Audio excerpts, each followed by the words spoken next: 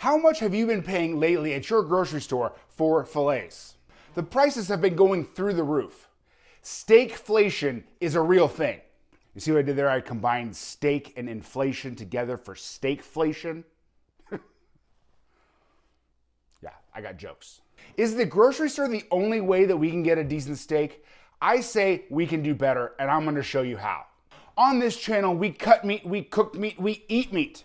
If you're new here, my name is Brad and I'm the Butcher Wizard. I teach people how to save a ton of money by cutting steaks at home. So if that sounds like something you are interested in, come with me. Let's go to the beef tenderloin. So this is our whole beef tenderloin, untrimmed. Today I'm going to show you how to trim it and portion it into steaks.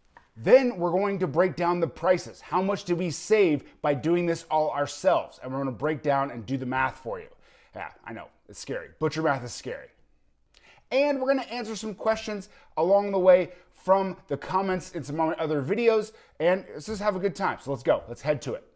All right, for a little bit of orientation. So we have the head is the bigger part and the tail is the smaller part. So it goes from big to small. First thing we're gonna do is take off the chain. So there is a muscle group that runs right here along the side that's called the chain. Now it is not tenderloin meat. It is tougher than that, but it's great for grinding. So we're going to go ahead and separate that so we can find our tenderloin in here.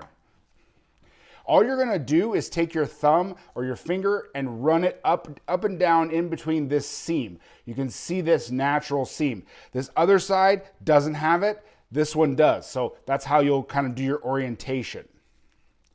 And most of this sinew we can just take off with our fingers. I mean, we just pull it. If you need to help it with your knife, no big deal. But we're just gonna try to get as much of this off as possible while we're taking the chain off, and it all comes off a nice one big piece.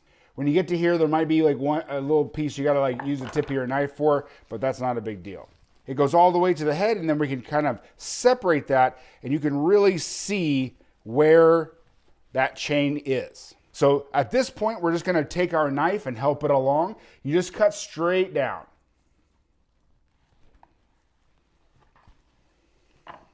So here is our chain. You can put this in your grind and it is great. It adds a great flavor to your ground beef. So from here, what we're gonna do is just start taking the big pieces of this sinew off. Now, we get into it a lot in the comments about what to save and what not to save. So you can save whatever you want, but I'm gonna tell you some things that you can and can't save. What you want for your grind or to make beef tallow is kind of this big, thick fat. So I'm gonna show you here, just to show you, see this big chunk of white fat that pulls out like this? This is good for grind and for beef tallow, something like that. That's a good one to save. Some of this stringy sinew is not that great to save. You can, but it's not gonna give you much in the way of fat from it. So, again, save it, don't save it, your personal preference. Our first question is about where to find a whole beef tenderloin. Now, not every store is gonna have those out in the meat case, so you're gonna have to possibly ask. I got this one from Costco yesterday. My Costco usually has whole ribeyes, whole strips, and whole tenderloins out. For some reason, they stopped putting the whole tenderloins out, so I had to go ahead and ask one of the guys in the back to say, hey, I'm looking for an untrimmed whole beef tenderloin. He was like, no problem. How about how big you want? I said between 8 and 10 pounds. I've seen the weight range be from 6.5 pounds all the way up to 11 pounds. And he brought it out, slapped a sticker on it, and I was on my way. Again, we're gonna talk about the cost savings because that's the next question everybody wants to know is, hey, how much money did we save? That's coming at the end of the video. Other places I've found a whole beef tenderloin, again, if you go to Sam's Club or any of the membership stores, I'm sure if you might have to ask, but then you can get one there. I like to go to the Chef store, which is the US Foods open to the public kind of big superstore. So it's kind of like a restaurant supply and a Costco melded together. But it is open to the public. They have a big, huge meat room. I've done videos on it, and you can get a whole tenderloin there. At your local grocery store, if you see somebody behind the counter, behind the glass, if you see somebody actually cutting meat, and not just wrapping it in cellophane, then there's a good chance they may have one of these back behind the counter. So you just have to ask. Before we move on, I wanted to point out one thing that you probably already noticed, but there is a little gash right here, or a big gash right here. And that happened when they were processing this cut of meat and got a little happy with the boning knife or whatever knife they were using. And you'll find this from time to time on any of these whole muscle butchery projects. You're gonna find one from time to time that just has a chunk missing out of it. And we're gonna have to kind of deal with it when we go ahead and cut it later. So we'll address this again, but I want to point it out because it's obvious. All right, from here, what we're gonna do is we are now going to take off this silver skin right here. So this is silver skin and it needs to be removed. So I'm gonna show you how to do that. So what you're gonna do is take your boning knife and you're gonna go to the top of it and you're gonna wiggle underneath to get underneath as thinly as you can, because we want to take the silver skin off with taking as little meat off as possible. So you're gonna go to one side and you're gonna cut that piece. So here we go. And now what I've done right here is I've made a handle. So let me slide a little bit over to the middle of the board, but I've made a handle. So what I'm gonna do is take my fingers, I'm gonna apply reverse pressure. So I'm gonna pull on this, and then I'm gonna take my boning knife and go this way, angled slightly up. So we're pulling this way and cutting the opposite way with the base of the knife, and then just slide it down. Okay, and there is our silver skin being removed. And now we're just going to keep doing that until all this big piece right here is removed. Here we go, make a handle, slide it on down.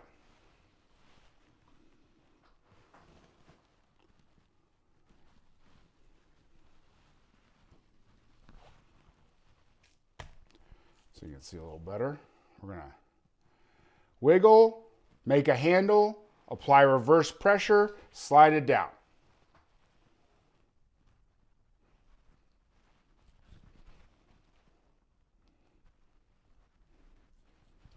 Now when we get to here, this silver skin goes into this little crevice right here, okay? So it goes down here on both sides. So what we're gonna do is we're gonna V-cut this out because we wanna keep all this meat as much as we can, because I like to have this whole piece to cut steaks off of. I'm gonna show you that here in a little bit. We got a big piece of fat in here, we'll take that out. It's kind of in the way, so we'll just kind of V-cut that out. Now, from here, what we're gonna do is start to go down one side. Just use the tip of your knife, okay? Pulling, applying pressure, and sliding down for this V-cut, okay? One side. All the way down till you don't see it anymore, till you just see red meat. That means we're on that side. Then we're gonna take it on the other side.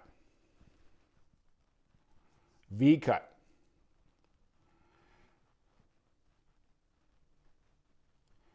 Again, just until we don't see any more of the silver skin, and then we can kind of scoop it out of there. So you're gonna take your knife and go underneath it.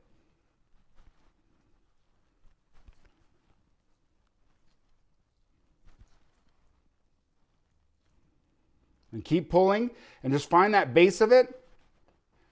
V-cut that thing out of there. So now we have taken out all the silver skin. All right, now for question number 2. Every time I do a video breaking down a beef tenderloin and I throw away the silver skin, I always get somebody saying, well, why don't you use that? Why don't you throw it in as stock or something like that?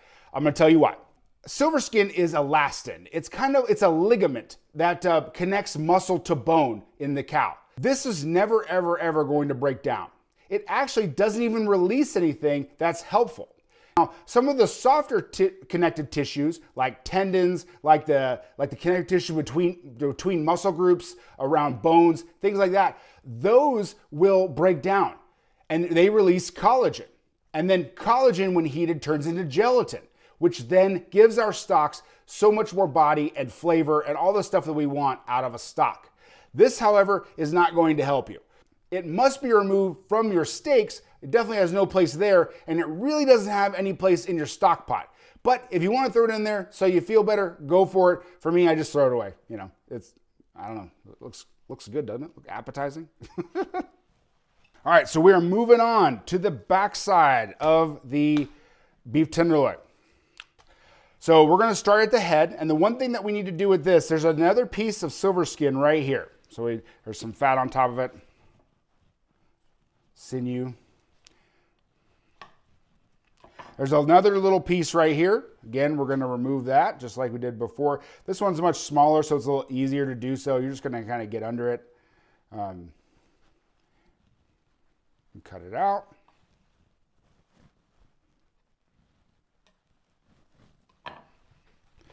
All right, from here, we're just gonna clean up the back. So this is a personal preference also. The beef tenderloin is very lean. You can cut some of this down a little bit. I like to, or you can leave it on there, but I'll just trim a little bit of this surface fat. Again, you keep it on there. If you want a fattier tenderloin, you keep it on there. Just take these little pieces of surface fat off. If you got anything that's fallen off, when you get to the tail, it gets a little bit squirrely a little bit, so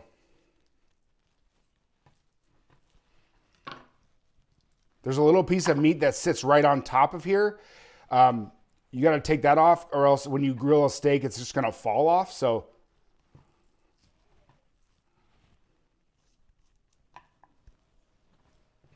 all this meat right here, grind pile.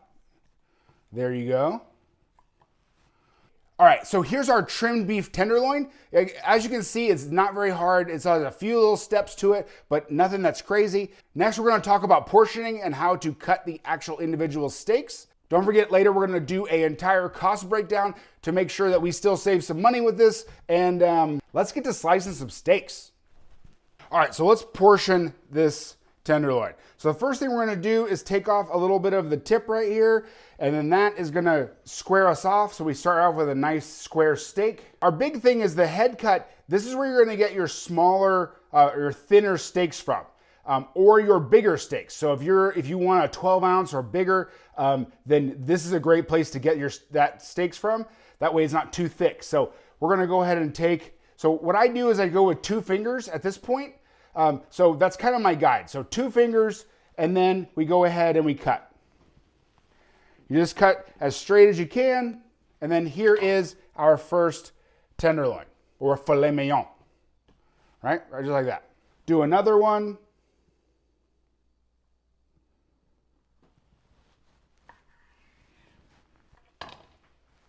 Again, because it's so wide at this point, this is gonna be a slightly thinner steak. We're gonna have to change it up when we come down here. This brings me to question number 3, which is actually kind of a cool tip or a reminder from one of the viewers. So is to make sure when you're portioning your steaks that you do different thicknesses, especially if you have somebody in your life who likes medium well or well done steaks. It's gonna be really hard with a 2-inch steak to get that thing medium well or well done without burning it up to a mess. So cut some thinner steaks if you have some medium well or well doners in your life. It's a good tip to think about. All right, so for this next cut, we got a couple of things we're gonna have to worry about or deal with.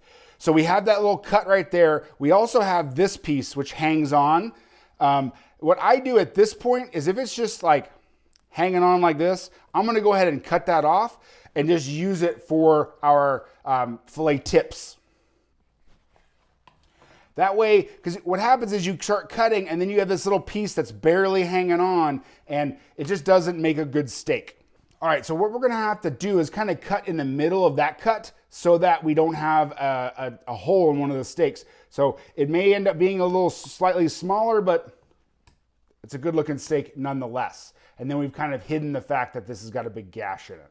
If you want to make like a beef Wellington, this center portion is where you would go because it's nice and even, the same thickness all the way through. So you would cut like right here and then make a nice beef Wellington if that's what you wanted to make from this.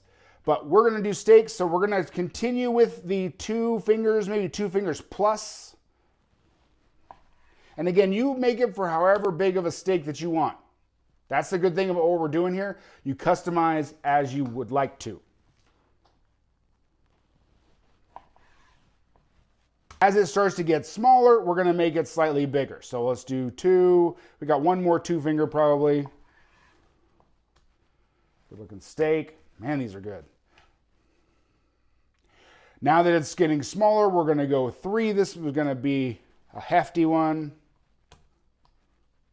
Boom. Now we get to the tail. So we got a couple of things we can still do here with the tail. I probably can get one more small steak out of this, and then we have some options. So we'll do a 3. See, still get a pretty good steak out of that one. And then now that we get here, 2 things we can do. We can just make this into a filet tail, which you can marinate or grill by itself. You can cut it up into your filet tips, whatever you want to do. I'm going to show you this little tip here where we're going to make an extra steak. We're going to go 2 times the thickness right to here. Save that for our filet tip. So we have this piece, which you can't make a steak out of. That doesn't look like a very good steak, does it? Falls over. What we're going to do is butterfly it.